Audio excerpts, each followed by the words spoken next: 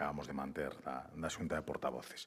Pero iso sí, antes de nada, e se mo permitides, pois, con motivo da celebración hoxe do Día Internacional da Eliminación da Violencia contra as Mulleres, pois quero avosar unha vez máis o rexeitamento do Grupo Popular a todas as formas, absolutamente todas as formas de violencia machista, e reafirmar unha vez máis o noso absoluto compromiso para contribuir á súa erradicación. En este sentido, e tal como aprobamos no último pleno, a pesar do voto en contra do PSDG e da abstención do BNG, consideramos que os avances nesta loita deben ser consecuencia do traballo conxunto de todas as administracións, tanto no impulso dos servicios que se lle prestan ás mulleres vítimas de violencia de xénero, como na mellora dos sistemas de protección dos que gozan, especialmente logo dos erros detectados tanto no funcionamento do sistema Biogen como nas pulseiras antimaltrato e, como non, reprobando calquera manifestación que vulnere o principio de igualdade de trato entre mulleres e homes. E volvendo á orde do día da sesión plenaria da vindeira semana, pois se vai dar comezo co debate para a súa aprobación da proposición de lei de modificación da Lei do Deporte de Galicia, unha norma coa que dende o Grupo Popular pois queremos contribuir para levar a xestión deportiva das federacións o que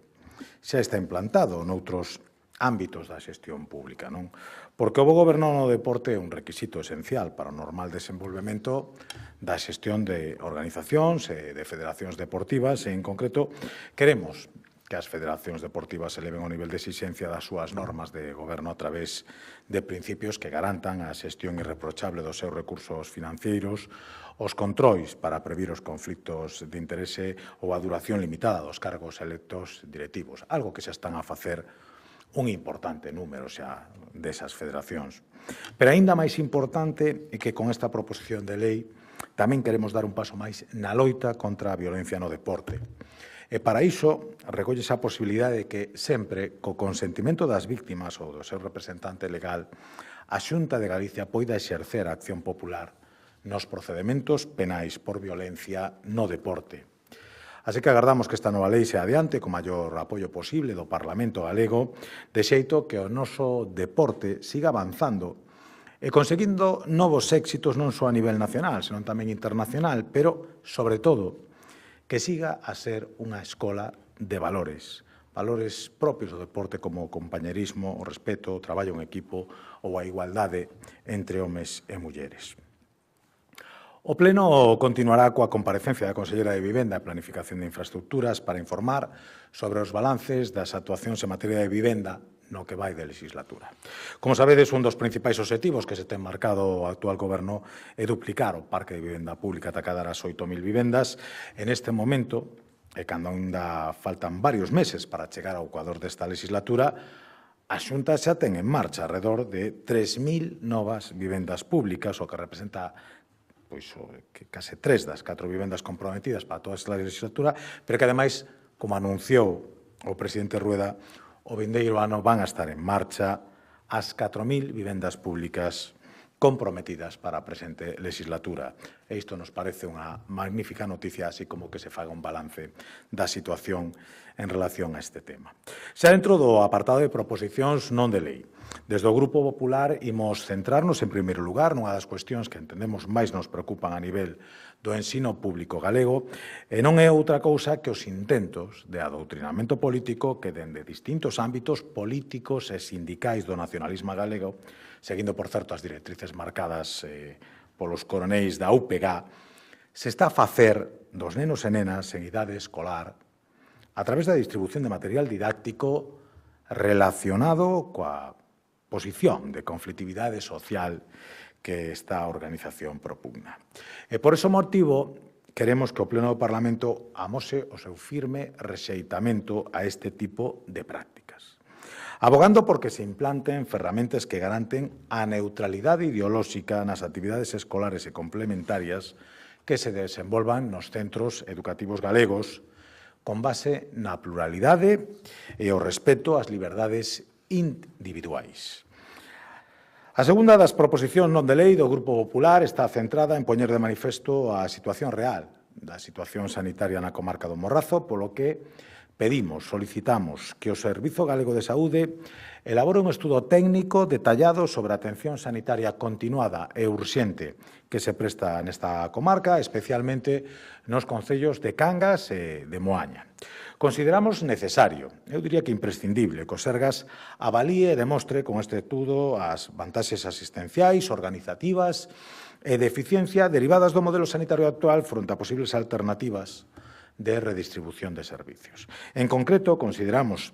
que antes de adoptar calquera decisión en materia sanitaria nesta comarca, é necesario que se faga un estudo técnico obxectivo que avalíe con datos actualizados, en primeiro lugar, as necesidades reais de atención continuada no Morrazo,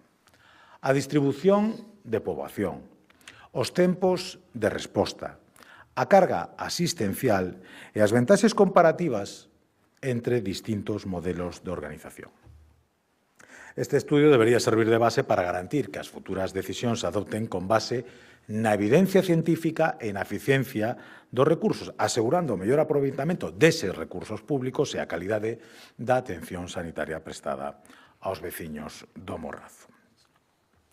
E xa para rematar, e antes de poñerme a vosa disposición para atender as cuestións que consideres oportunas, informar tamén que no apartado de preguntas ao Goberno galego nos imos interesar por tres cuestións. A primeira, sobre as medidas que se teñen previsto implantar ao longo desta legislatura no marco de Plan de Fomento de Relevo Xeneracional no sector agrogandeiro galego. Medidas fundamentais para garantir a supervivencia e o desenvolvemento deste sector con prácticas máis innovadoras e que respondan ás necesidades actuais do mesmo. A segunda pregunta ten como obxectivo coñecer a valoración do Goberno galego respecto do posible recorte de fondos europeos pesqueiros previsto na proposta do Marco Financeiro Plurianual 2028-2034, tendo presente que a intención actual é facer un recorte do 67% nos fondos europeos destinados ao sector pesqueiro, o que, ao noso entender, comprometería gravemente a viabilidade de moitas explotacións pesqueiras e das comunidades que dependen directa ou indirectamente desta actividade. Un tema que nos preocupa e sobre o que queremos preguntar ao Goberno galego. E, por último, o Grupo Popular vai amosar unha vez máis a súa preocupación polos fallos das pulseiras antimaltrato de protección ás víctimas de violencia de xénero. E relacionado con todo isto, preguntaremos ao Goberno galego sobre a información que se ten trasladado dende o Goberno central respecto das mulleres galegas que se viron afectadas por estes fallos. Temas que consideramos do máximo interés, que van a centrar a nosa actuación no próximo pleno e que espero sirvan para aportar luz sobre estas cuestións. E pola miña parte, máis nada, poñerme a vosa disposición e se queredes formular algunha pregunta sobre este ou calquera outro tema, tedesme a vosa disposición. Quería preguntarlle por esas negociacións que mantén o Sergas cos sindicatos ou acordo con tres forzas, confía que se poida evitar ese acordo? Bueno, en primeiro lugar, creo que é unha magnífica noticia que se alcance acordo con distintos representantes sindicais e, bueno, pois as que quedan pendentes, pois agardemos que máis pronto que tarde, pois tamén cheguen a un punto de entendemento. Me parece que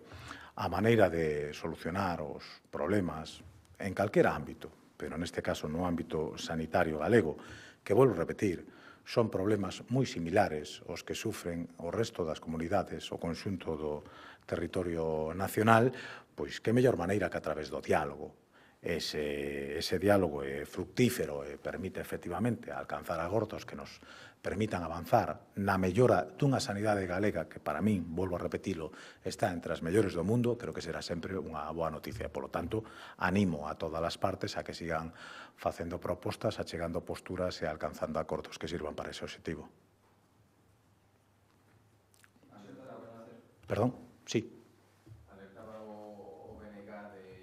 posturas negacionistas sobre a violencia machista, non sei se se dan por aludidas. En absoluto, todo o contrario. Eu comparto enormemente esa preocupación polo negacionismo. E creo que o negacionismo é efectivamente un dos problemas máis preocupantes en relación a este tema.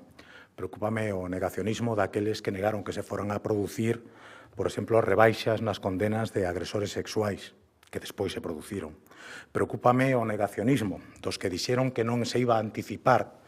ningunha escarcelación de ningún agresor sexual que desgraciadamente despois se produciu. E me preocupa o negacionismo dos que negaron os problemas relacionados cos sistemas de protección ás vítimas de violencia de xénero que despois sí se produciron.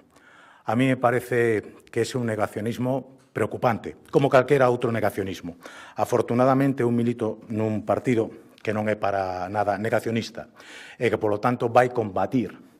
todo este tipo de manifestacións que negan os problemas reais que están a sufrir as vítimas da violencia de xénero e, por suposto, vai combatir calquera postura que supoña negar a existencia dun problema relacionado coa violencia que sufren as mulleres pola súa condición simplemente de ser mulleres. Todas estas cuestións nos parecen inaceptables e, polo tanto, non só non me dou por aludido, senón que me sumo a esas críticas e agardo que todo o mundo faga, pois non sei, un certo exercicio de introspección para traballar en solucionar os problemas reais que teñen as mulleres deste país e especialmente as víctimas da violencia de xénero. Sí.